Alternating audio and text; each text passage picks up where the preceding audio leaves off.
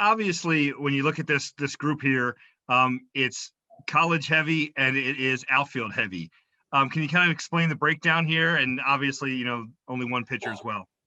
Yeah, no problem, Dan. Sorry, a fly just flew by my face. But in terms of what we were looking to do, bottom line is we're looking to take the best available player. And granted, there is a lot of data and analytic insights with the college bat demographic that we feel very strongly and comfortable with.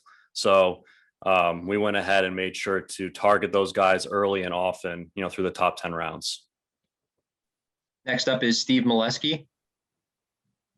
Brad, what do you like about Norby specifically, and is the plan for him to be second baseman?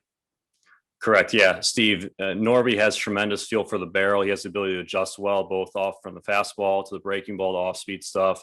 It's a lightning quick bat, and he's shown that he can hit elite pitching. If you guys had the opportunity to tune in during the regional against Vanderbilt, he matched up very well, stood in there against one of the two better arms and Kumar Rocker and Leiter. So we really like what we're getting here in terms of the offensive potential. And he's a very athletic kid. So we're excited that we were able to get him in the second round. Rich Dubroff, go ahead. Hey, Brad, because you didn't take very many pitchers today, only one, do you have to take a lot of pitchers tomorrow in 11 through 20?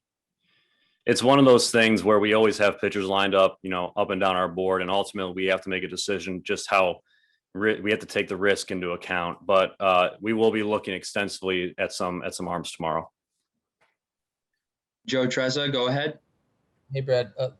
Last night, Mike called Cowser an elite contact hitter. And when you look at the high picks today, a lot of guys with bat to ball skills, more walks than strikeouts. Is it fair to say that is kind of a reaction to the very strikeout heavy environment in the big leagues right now? Yeah, that we always are looking for guys that have quality at bats, that won't chase outside of the zone, and ultimately guys that, have tools all around that can play at the next level. And a lot of these guys, as you mentioned, Joe, do have the ability to, stay within the zone and don't expand when they're pitched outside the zone. So we're pretty happy with all those guys that we were able to get today. John Mioli, go ahead. Brad, you guys put a ton of time and energy and resources into the fifth pick. Could you talk us through the process of Cowser becoming that guy and some of the work that went into? Yeah, absolutely. We've known about Colton since high school in Cypress, Texas, and we went ahead and followed his career, obviously, at Sam Houston also when he was with Team USA. Scouted him extensively there. And the one thing that obviously stands out, as Mike mentioned, is ability to hit to all fields and his ability to create contact and put the ball in play.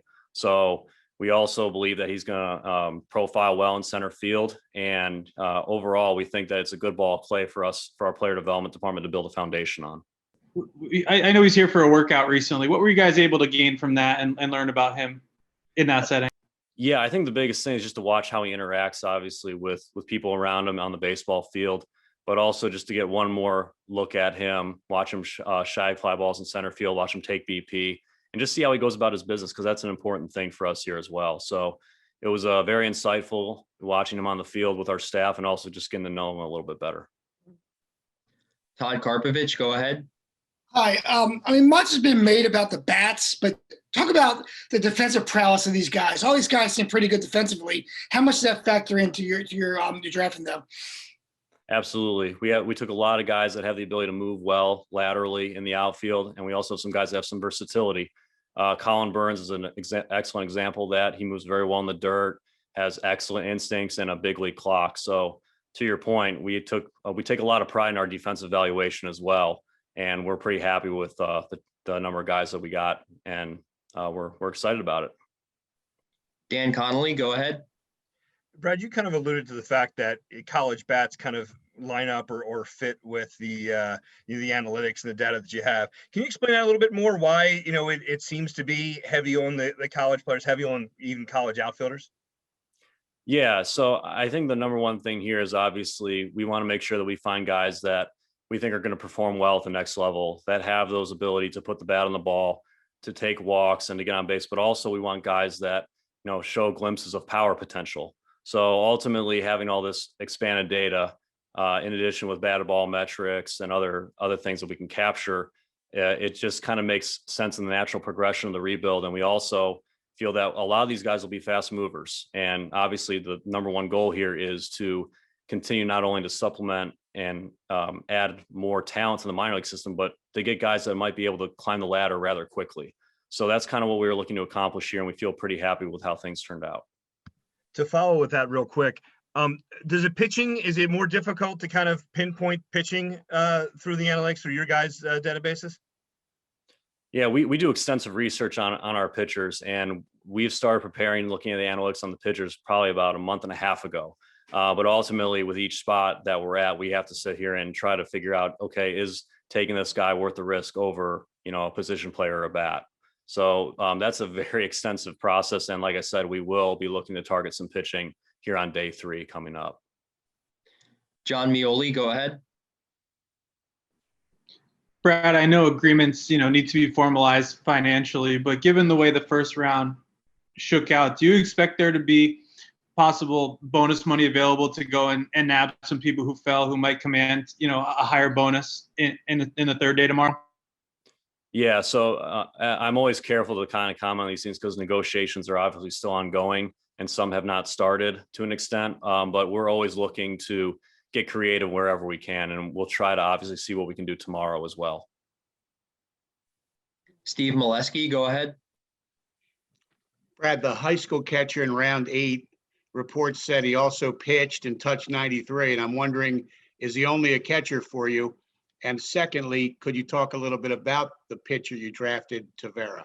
Yeah, first, in regards to Creed's a baseball player.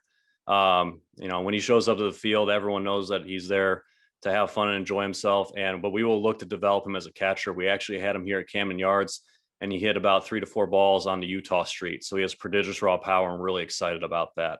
And as far as Carlos Tavera is concerned, this year was up to 96. Settling around 92, 94 with feel for a slider and a plus changeup. So seeing, in addition, what our scouts saw in the seats at UT Arlington, and also having the data to kind of cement those findings that we had with our scouting reports, we feel really happy about the overall stuff in that package there we have with Carlos. Joe Trezza. Right, kind of along those lines, can you tell us a little bit about Trimble? And there were some people saying right after he was picked that he's a converted shortstop. He maybe could still play shortstop. Do you see him only as an outfielder? Yeah, Trimble is a very athletic kid, switch hitter with plus bat speed from both sides of the plate. He moves well around, extremely well in center. And to your point, Joe, he has played some second base and some shortstop. So we will kick the tires on that potentially, but we did draft him first and foremost as a center fielder. But again, the key thing here is we do like guys that are versatile, and he fit that mold as well. And we have one last question from Dan Connolly. Dan, go ahead. Yeah, Brad, it seems that you have maybe a couple senior signs there. Can you kind of confirm that for me? And also, were there anybody in this group of 11 that may be difficult to sign, or maybe guys that you've kind of stretched on, or do you feel like all of these guys are pretty much where they're supposed to be? Yeah, sure, Dan. I'll address obviously the signability aspect first. We feel very confident where we are right now. Obviously, things can change, but we feel pretty confident we'll be able to sign all of these guys. And regarding the senior sign question, it's funny, especially with the COVID year and the extra year of NCAA eligibility. We sometimes, have to double and triple check before we take these guys. But yeah, regarding Higgins and Cook, those are two guys that have power. I think Billy hit around 17 home runs this year at Pepperdine after missing, part of the year due to injury. And Higgins also, I think, finished with double digits home run as well. So, the senior aspect didn't really factor into that. We just like the player and their power potential. All right, we actually have one more from Todd Karpovich. Todd, go ahead. Hi. With the expanded draft compared to last year, how do you see a market for undrafted guys kind of being able to make the team, or kind of you're looking at? So we will always kind of explore and see who's left on the board after the 20th round tomorrow, and that is something that we're actually starting to work on tonight. But it's kind of hard to forecast that until you know exactly who may or may not go. But we will look to do that again. And if there are guys that we like, we will target them and go after them aggressively like we did last year.